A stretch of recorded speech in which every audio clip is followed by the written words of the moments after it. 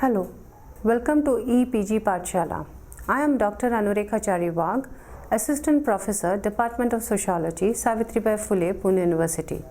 I am coordinating the paper on Sociology of Gender. Today we are going to discuss the module Uniform Civil Code.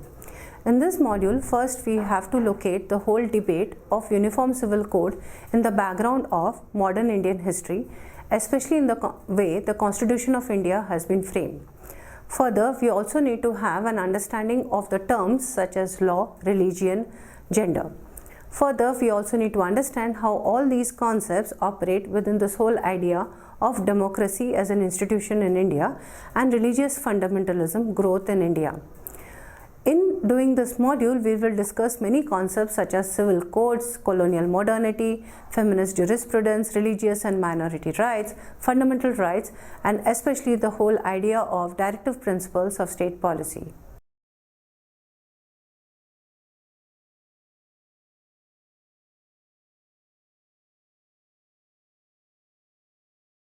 Uniform Civil Code. Uniform Civil Code are directive principles in the Indian Constitution has been the theme of one of the most intense, intriguing and widespread debate that emerged in India's public life right from the juncture that the Constitution was adopted in 1950. A country with a secular constitution such as India is expected to uphold religious freedom as well as social justice. In this module, we will learn about the UCC, its history and debates surrounding its non-implementation, the issue of gender and law in India, and the controversial question of how to balance religious and personal freedom as well as secularism and social justice. Directive principles in the Constitution are those provisions that are required to be taken into account by the state while making legislations, plan and policies. However, these principles are non-justiciable. Unlike fundamental rights, that is, if they are infringed in any way by the state, no judicial remedy is available to the citizen. The citizens are expected to treat the directive principles as yardsticks of a government's performance while expending their right to vote. The directive principles of UCC appears in Article 44 in the Indian Constitution, advising the state to enact a uniform, undifferentiated set of civil laws throughout the territory of India. It reads, "The state shall endeavour to secure for the citizens a uniform civil code throughout the territory of India."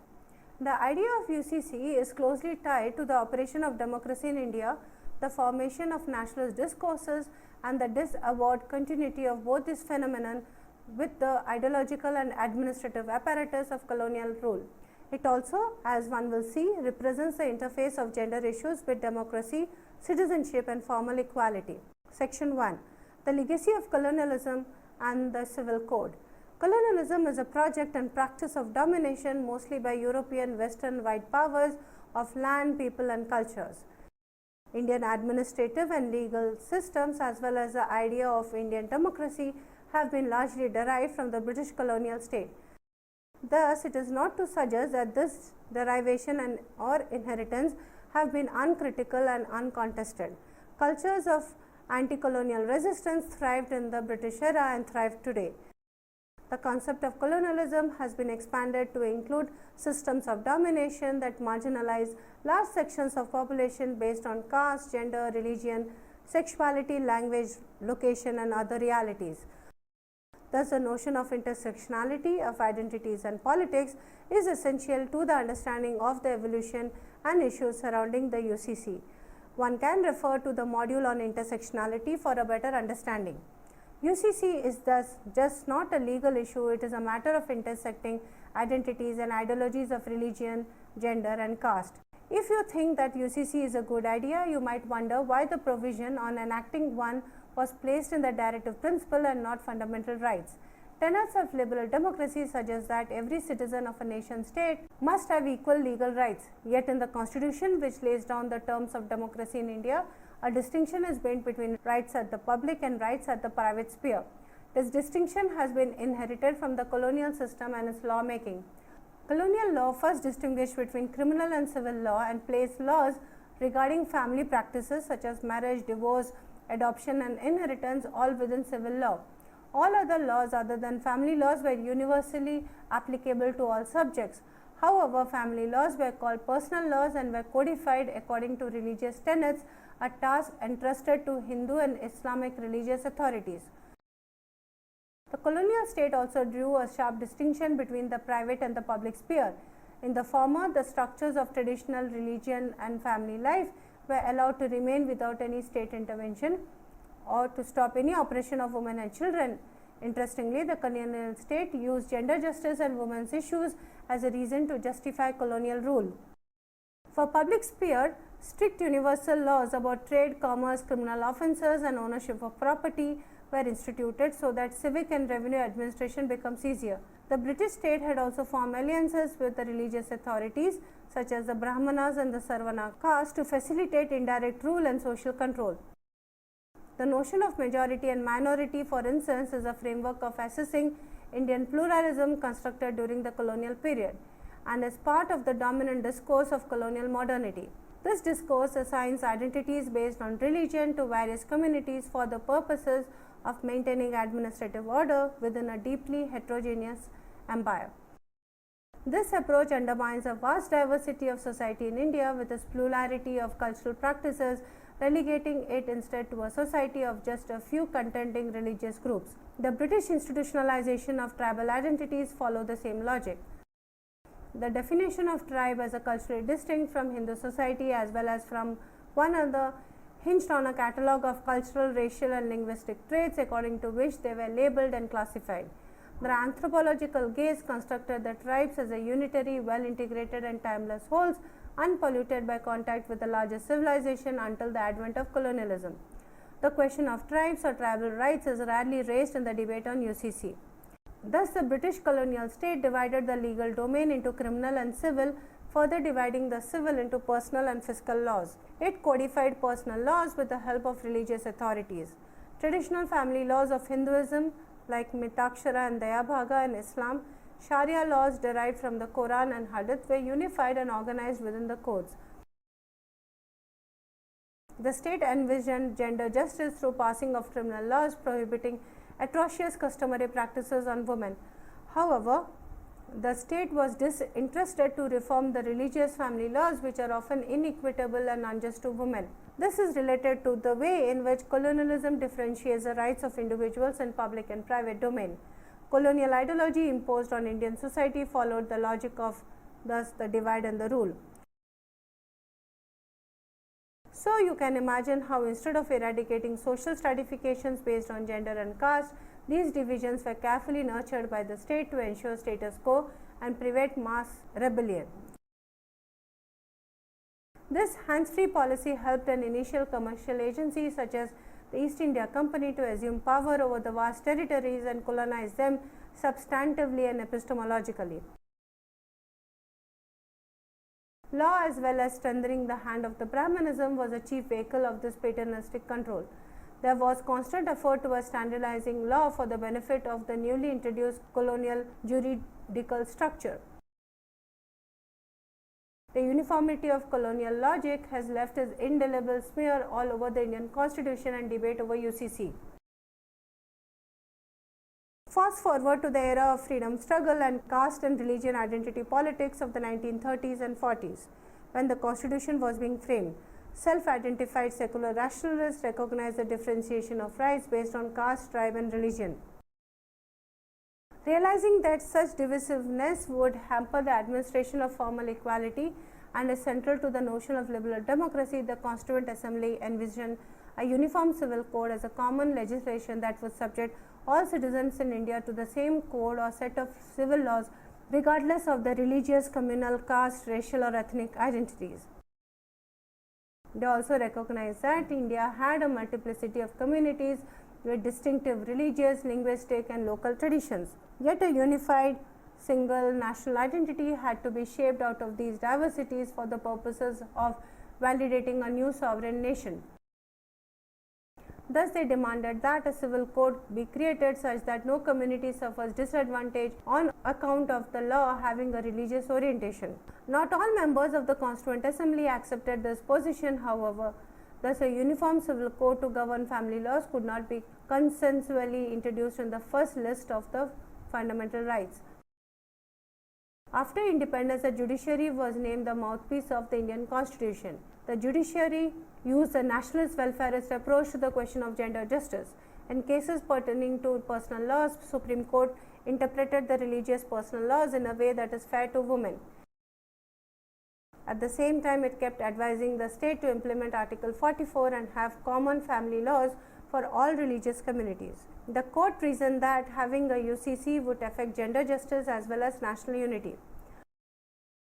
However, the independent state maintained the colonial tradition to address women's issues through passing prohibitive laws. The Criminal Procedure of 1974 is a prime example of this. As for Uniform Civil Code, despite efforts, the state till date has not been able to frame it, let alone implement it. Section 2. The ongoing debate on UCC. Any political debate in independent India, such as those on UCC, is couched in terms of binaries in the line with the discourse of colonial modernity. The debates on Uniform Civil Code have always been polarized around the twin axes of state, community, tradition, modernity, and religion and secularism, the binaries of colonial modernity. The positions articulated by the judiciary, the Hindu fundamentalists, and the feminist movement on the civil code remain locked in the discourse of colonial modernity. We will learn a little bit more on colonial modernity in section 3. The colonial government declared the setting up of a Constituent Assembly for independent India, and this committee was first summoned in 1946. Initially, an advisory committee was set up which would formulate the articles of the Constitution. This advisory committee was further divided into 3 subcommittees, 1 on fundamental rights, 2 on minorities, and 3rd on tribal and excluded areas.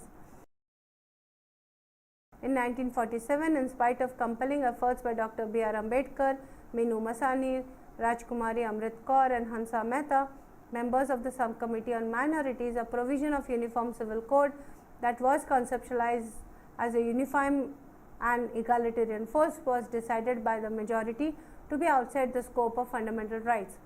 The Uniform Civil Code was to ensure the unified legal subject or citizenship that could resolve the legal conflicts on account of the presence of various religion and religious laws. The provision of Uniform Civil Code was finally put not in the justiciable provisions of fundamental rights but in the non-justiciable directive principles. The first Prime Minister of an independent India, Jawaharlal Nehru, and the first Law Minister, Dr. B. R. Ambedkar, continued endorsing the UCC as an instrument of modernization, secularization, and national integration. Various legislations were enacted in the 1950s to reform the Hindu personal law. A comprehensive Hindu code bill dealing with marriage and divorce, minority and guardianship, maintenance and adoption, and the Mitakshara joint family issues was introduced in the Constituent Assembly by Dr. B. R. Ambedkar. This was met by furious objections by legislators and nationalist leaders such as Sardar Patel, J. B. Kripalani, and Rajendra Prasad. The latter, who was the first president of independent India, expressed his intention to reserve presidential assent to the bill.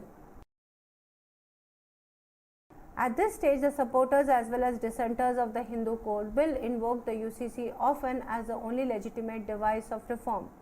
Those in favor of Hindu personal law reforms refer to the necessity of securing comprehensive, uniform, standardized laws over orthodox, religious, and traditional ones, as the deliberations on the UCC, the Constituent Assembly has suggested. Many dissenters reason that reforming the only Hindu laws and leaving Islamic and other laws untouched amounts to minority privilege. Demand for Uniform Civil Code had become a potent tactic for stalling the Hindu Code Bill. There were many court cases that churned up the issue of UCC, but the Muhammad Ahmad Khan versus Shahbano Begum case of 1985 was the most important case that really recharged the debate. Muhammad Ahmad Khan, the appellant to Supreme Court, had divorced a respondent, his wife Shahbano, by an irrevocable triple talaq. In April 1978, Shahbano filed a petition under Section 125 demanding maintenance. The appellant's defense to the respondent's petition was that she had ceased to be his wife. Also, he had paid a maintenance to her at the rate of Rs 200 for 2 years and had deposited a sum of Rs 3000 in the court as mahar during the period of iddat as per as 127(3)(b) of the Islamic personal law. In August 1979, the magistrate directed Ahmad Khan to pay Rs 25 to the respondent as a way of maintenance. In 1980, in a revisional application filed by Shah Bano, High Court of Madhya Pradesh announced the amount of maintenance to Rs 179.20 per month. Ahmad Khan filed an appeal before the Supreme Court by special leave, claiming that Section 125 of the CPC would not apply to him as a Muslim. The court found that the two previous decisions in the Bai Tahira versus Ali Hussain Chothia case of 1979 and Fazal Bui versus Khadarwali case of 1980 upheld that a Muslim wife can apply for maintenance under 125. Yet a bench consisting of Justice Murtaza Fazal Ali and Justice A. Vardarajan considered that those cases were not correctly decided. As a result, they referred to the appeal to a larger bench by an order dated February 3, 1981. Now a reconstituted Supreme Court bench headed by Chief Justice Y.V. Chandrachud on 23 April 1985 dismissed the appeal, confirming the judgment of the Madhya Pradesh High Court, leaving it open for respondent to apply for an enhancement of maintenance allowance. The Supreme Court in effect ruled that Section 125 overrides the Muslim personal law if there arose any conflict between the two. There need not be no conflict, the judgment asserted, citing and interpreting various ayats and surahs of the Quran, that the Muslim husband had to provide for the divorced wife in case of the indigent situations. Apart from that, the court pronounced, it is also a matter of regret that Article 44 of our Constitution has remained a dead letter. There is no evidence of any official activity for framing a common civil code for the country.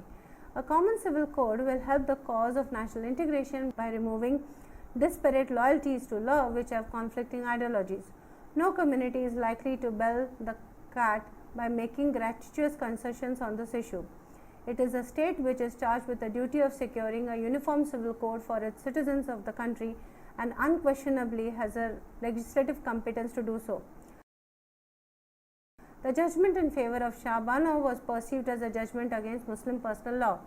The issue of a divorced woman's protection from restitution and meager sum of alimony involved was buried under the waves of resentment against the judgment, perceived as an attack on Muslim religious identity. This case became pivotal in redefining religious identities and majoritarian politics. In the case of overwhelming controversy totally altering the nature of the debate, Shah Bano publicly retracted from the Supreme Court judgment for the cause of being a devout Muslim first. Countrywide agitations led by Indian Union Muslim League, the Muslim Personal Board Law, Jamaat-e-Islami, Jamaat-e-Ulema worried the Congress government led by Rajiv Gandhi. Troubled by the prospect of the loss of Muslim support, the Muslim Women's Protection of Right and Divorce Act 1986 was passed in a hurry despite protests from various women's groups and social justice conscious people from all religious affiliations. The issue was also espoused by the rapidly rising communal groups as a means to impose Hindutva hegemony. With the passing of the Shah Bano judgment and the Muslim Women's Protection of Right and Divorce, the issue of personal law and the Uniform Civil Code became deeply entrenched in combative communal politics. The issue of gender justice was also swept aside. BJP emerged as a strident critique of Rajiv Gandhi's action during the Shah Bano controversy that overturned a secular Supreme Court ruling. It is important to note here that the BJP as well as the RSS have always self-consciously based their contentions in terms of democracy, modernity and secularism. It is related to the problematic of secularism in the Indian Constitution, which can be a tool of minority oppression. If you have followed the politics over the last decades, you will find that both BJP and the Congress have twisted both the notion of secularism to practice divisive communal politics. Today, many women's organizations view the possibility of a UCC as a dubious instrument of Hindutva Brahmanical fundamentalist domination. The movement's focus has shifted from demanding legislations from the state to promoting women's participation in the process of the state and political economy, being part of legislative and other decision making.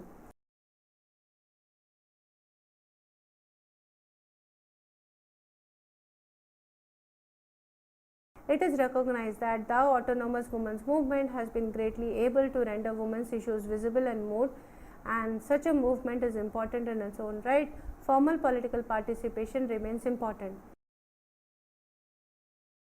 Feminists have begun to examine closely the relationship between state and women and legislation.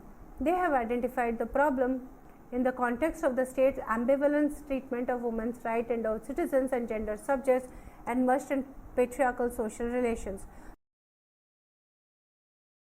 The root of the problem seems to reside in the nation's constitution that is unable to decide between the import of women's rights and religious community rights. Therefore, as Anupama Rao opines, women's lived experience have had therefore to contend with various superscriptions and circumscriptions. The idealized superscribed woman, pure, chaste with superhuman qualities, purging the body politic, ensnares women within the normative forms of behavior. A unified category of women, a collective body of women as agents and subjects of liberatory change, provides elusive as it happens to hegemonize disparate entities ironically within an abstracted category of women. There is also a realization that passing more and more laws is not a solution to women's problems. This skepticism is captured in Flavia Agner's word: if oppression could be tackled by passing laws, then this decade would have been judged as a golden period for Indian women. Law and awareness raising goes hand in hand. Laws do not change minds and often cannot cause a dent in the centuries of heteropatriarchal, colonial, Brahmanical social structure. Gender justice is also a matter of intersectionality. We cannot think of a uniform category of male or female unless we understand that these categories represent lived experience of people negotiating not just structures of gender but also caste, class, religion, language, ability and geopolitical location. The experience of a Muslim or a Hindu or a Christian or a Sikh women living in various parts of the country, think about variations in urban and semi-urban areas, experience of living in deeply contested territories in Kashmir and the Northeast, what it means to be a migrant worker, a Dalit student, a North Indian in South India and vice versa, and why these categories and label means will be very, very different. Laws are not innocent nor neutral. They often represent the political will at the heart of a ruling regime. They often represent a political agenda more than justice. With that, let us discuss some basic concepts that will help you to understand the debate on UCC better. Basic concept: civil code. Civil code is understood as law that deals with private matters. The notion of civil code arose from the way the colonial state intervened in lawmaking in India. They started by making a sharp distinction between the civil and the criminal laws. Within civil laws, distinction was made between family laws and fiscal laws. Criminal and physical laws replicated English laws, while codification of family laws were left to religious experts. UCC, as you know, is a directive principle in the Indian Constitution that directs the state to ensure that civil code in India is same for all citizens. This is a highly contested position where issues of gender, citizenship and human rights are sometimes swept under the rug, and the dynamics of electoral politics, vote banks and the rise of Hindu fundamentalism and prospects of coercive majoritarianism looms large. Commentators have variously referred to the Uniform Civil Code as Common Civil Code or Equal Personal Law. In legal terminology, a code means a collection or compendium of various laws relating to a particular subject. The Criminal Procedure Code, the Indian Penal Code, the Civil Procedure Code are all examples of codes. Colonial modernity. The notion of colonial modernity is important in understanding how UCC debate has unfolded. Colonial modernity is usually imposed by the colonials, an imperialist entity on spaces colonized for the purpose of social and governmental control. In British India, this has manifested itself in the introduction of English, professional education, law, comprehensive methods of revenue generation, collection, new methods of agriculture aimed solely at farming cash crops. The growth of secondary and tertiary structure in the economy was imposed over the colonial space in the name of modernization and polity. What justified this process of modernization and the seepage of modernity was an unimpeachable claim to rationality. Patel states that colonial modernity approached the society in India with two assumptions. First, relating to distinction and disjunction of those groups living in India from spatial cultural structures of the West and simultaneously creating within India spatial cultural zones. The second was assertion of the boundedness of these groups, now called caste and tribes, constructed in an internally structured hierarchy by a cultural attribute of spirituality emanating from Hindu civilization. A territory was given a religious attribute. Hinduism and India now are collapsed into each other. With the separation of the penal and the personal, the family was affirmed as that of the sacred private site left to heteropatriarchal discretion and customs. This sacred secrecy of the family without any state intervention or regulation conveniently left out the question of gender rights and redressal. Feminist jurisprudence. Feminist legal studies of feminist jurisprudence is emerging as a relatively new area of study in India. Its legal philosophy from a feminist perspective, interrogating the creation and development of laws and legal structure. Feminist jurisprudence places the principles of legal theory and practice on a common canvas to assess its relationship to gender equity and women's day-to-day lives. Feminist jurisprudence and feminist legal studies seek to undermine the liberal universalist claim that law is an objective, neutral truth and exposes its role in systematic oppression of women. However, many scholars also agree that law can offer spaces of resistance within which women can challenge oppressive social relations. The autonomous women's movement in India often approached the issue of UCC from the standpoint of feminist jurisprudence. Conclusion: gender justice or religious freedom. It might seem to you from previous sections that the UCC is a matter of gender justice versus religious freedom, that the implementation of UCC may tamper with many people's religious freedom, provided we think of laws originating in religious texts that are in use in a constitutional democracy as a matter of accommodation and preservation of religious freedom and diversity. What do you think? It is easy to see why many people and groups have thought so. Often under the guise of secularism, women's bodies and lives have been controlled and the religious freedoms taken away. In 2011, France, for instance, banned public use of veils for Muslim women. Belgium and in some cities in Spain also have similar laws. In the 80s, Turkey's secular state enacted a ban on headscarves and full robes. Women in these countries have had to fight for the right to wear hijab and practice religion. A veil does not automatically signify oppression or compliance. Taking away the veil can signify taking away the rights. Groups that are concerned about regressive, oppressive nature of Muslim family laws are often silent about the extremely oppressive nature of the caste system that has long-term effect on innumerable people's safety, rights and well-being.